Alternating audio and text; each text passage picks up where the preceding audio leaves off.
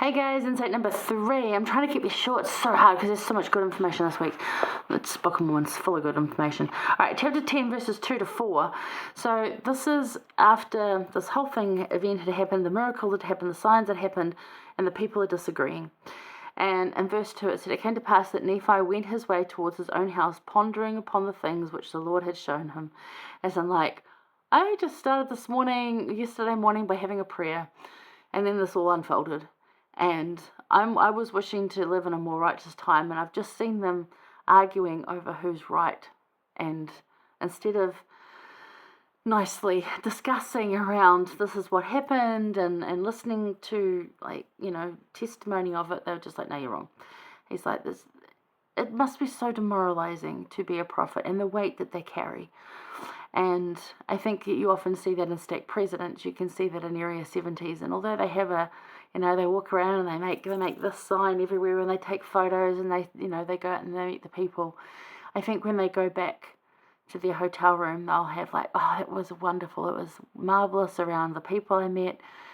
But the weight they carry because of the things they know, and don't think for one moment that they are not aware of what goes on in this world, because they really are very, very acutely aware of every single one of us struggling.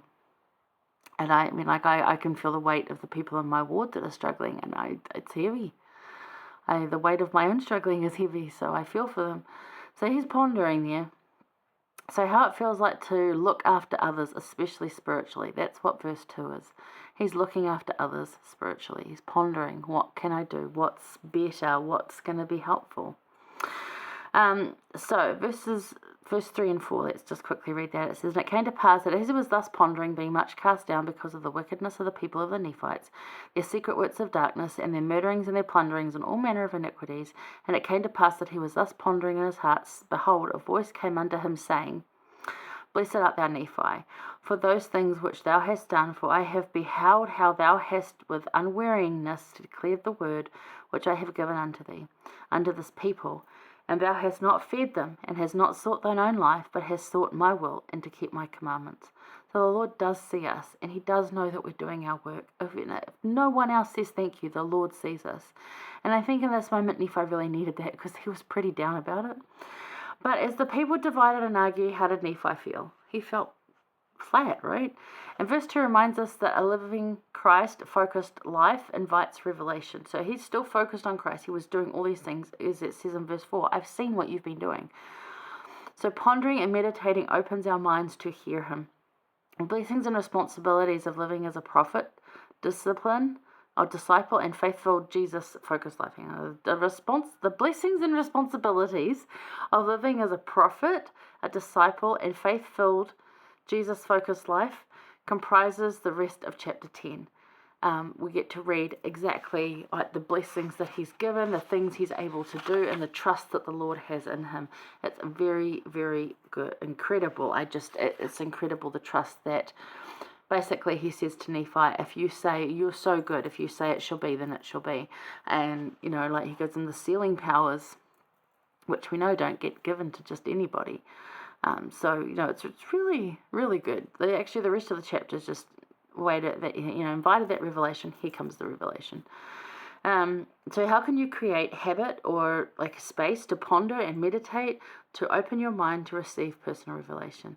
You need to carve out that time. It needs to be purposeful. And even if it's small, if it's a 5 minutes here, as I've said to you guys, mine's in the car, in the shower, lots of different places. I'll have I have prayer, and then I'll try and have 5 minutes to just try and hear him.